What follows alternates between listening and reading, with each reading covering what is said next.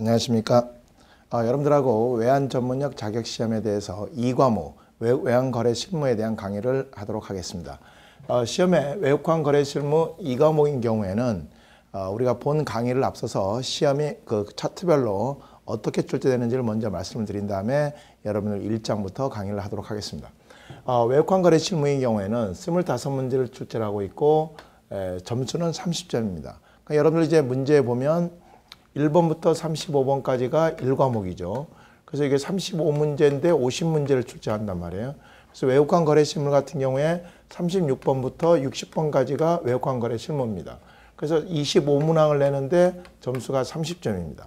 그 다음 3과목 같은 경우 환리스크 부분이 61번부터 80번까지가 20문제인데 20점. 그래서 총 100점 만점으로 평가를 하고 있다. 그러면 저랑 이번 시간에 할 2과목인 경우 외국환 거래 실무는 25문제인데 30점이니까 시험장 가서 주의할 점은 뭐냐면 1점짜리가 있고 2점짜리가 있습니다. 그래서 1점짜리는 별도의 표시가 없는 거는 1점이고 별도의 표시가 있습니다. 2점 같은 경우에는. 그래서 2점짜리 부분은 놓치면 안 된다라는 말씀을 먼저 드리고, 그러니까 비중을 좀 더 꼼꼼히 공부해야 된다는 말씀을 드리겠고요. 그럼 외국환 거래 실무 25문제는 어떻게 출제가 되느냐면 각 장별로 고루 출제되고 있습니다. 여러분 시험에 제 1장 같은 경우에는 오늘 여러분들하고 할 부분이 1장인데 1장 파트는 은행 간에 일어나는 은행과 은행 간에 일어나거나 또는 은행과 지점 간에 일어나는 이러한 이제 실무적 내용을 다루는 파트가 1장이다. 이따가 1장 들어가서 다시 한번 말씀드리겠고요. 이 파트에서 한 3, 4문제 정도, 5문제까지는 아닙니다만 한 3, 4문제 정도 출제가 되고 있고, 그 다음에 이제 시험 출제 문항이 가장 많은 부분이 2장입니다.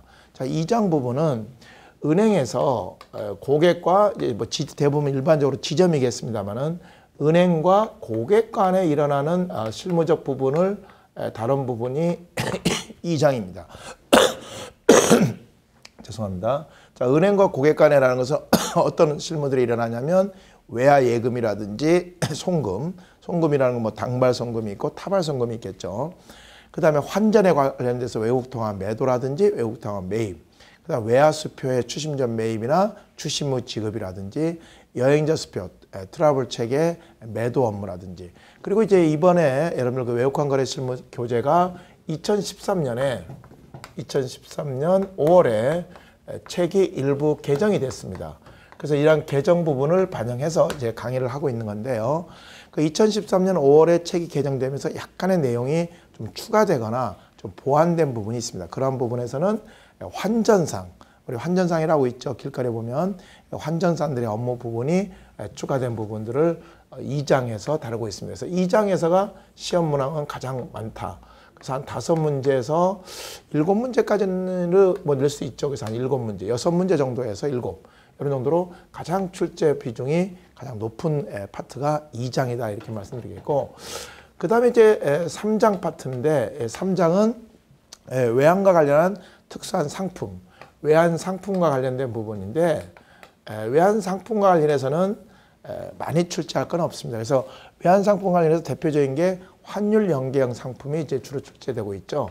환율 연계 상품과 관련해서는 우리가 나중에 배우게 되면 옵션을 이해를 해야 됩니다. 그래서 옵션은 사실은 리스크 관련해서 따로 다루긴 하는데 간단하게 말씀을 드리겠습니다. 그래서 환율 연계 옵션 상품, 이러한 상품과 관련해서 부분들, 그 다음에 우리가 그 파이낸셜 마켓, 금융시장에서 관련된 몇 가지 용어들을 여러분 책에 다루고 있거든요. 그래서 그 용어들은 약간의 어떻게 보면은 외국환 거래 실무하고는 조금 거리감이 있습니다. 그렇지만 어쨌든 교재에서 다루고 있으니까 시험에 출제를 해도 뭐 그에 대해서 어떤 태클을 걸 수가 없겠죠. 그래서 그러한 부분들에서 한 2, 3문제. 그래서 외환 상품은 상대적으로 적게 출제되고 있다. 그 다음에 이제 제4장과 관련된 부분에서는 외국환 회계입니다. 그래서 외국환 회계에서는 뒤에 가서 이제 장별로 얘기를 하겠습니다만은 실제로 회계를 처리하는 부분은 많이 내고 있지는 않고요. 주로 어떤 부분을 내고 있냐면 계정에 관련된 부분, 뭐 결제 계정, 경과 계정, 그 다음에 계정에 관한 이해, 뭐 이런 것들 위주로 해서 한 3, 4문제 정도 출제되고 있다. 이렇게 말씀드릴 수가 있습니다. 그 다음에 제 5장으로서는 그 컴플라이언스죠. 외환 관련해서 컴플라이언스라고 하는 부분들을 이제 다루고 있는데, 이 컴플라이언스 부분은 내용이 여러분들 1과목과 조금 중복되는 부분이 있습니다. 어떤 외국환 관련 규정에 관한 부분이거든요. 그래서 좀 중복되는 부분인데 이 부분에서 한 3-4문제 정도 출제되고 있다, 이렇게 얘기할 수가 있습니다. 그 다음 끝으로 이제 6장에서 위기와 관련된 위기 사례인데 마찬가지입니다. 여기서도 위기 사례와 관련해서도 뭐 한 3-4문제 정도 이렇게 출제되고 있어. 이렇게 해서 총 25문제를 출제하고 있고, 일부 문제는 2점으로 출제되고 있다, 이렇게 말씀드릴 수 있습니다. 가만히 보니까 2장을 빼고는 나머지는 거의 출제 비중이 조금 비슷하죠. 그래서 큰 비중 차이는 없다. 다만 2장이 상대적으로 비중이 좀 출제되고 있다라는 말씀 드리겠습니다. 자, 그러면 1장 부분입니다. 1장 부분에서는 은행과 은행 간에 일어나는, 또는 은행과 지점 간에 일어나는 업무 등을 다루고 있습니다. 그러니까 여러분 교재 2페이지입니다. 제1절 환거래 계약과 관련인데요. 개괄적인 얘기를 좀 한번 해봅시다.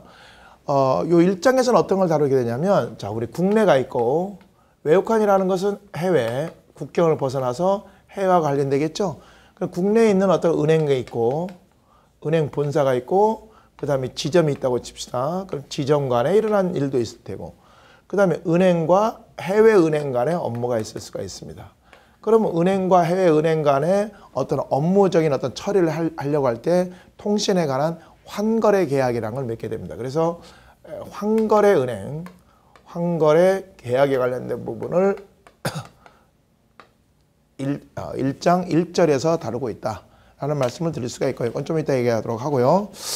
그 다음에 이제 9페이지 가보면 외화 자금의 관리와 관련돼서 우리가 이제 은행에서 외화 자금의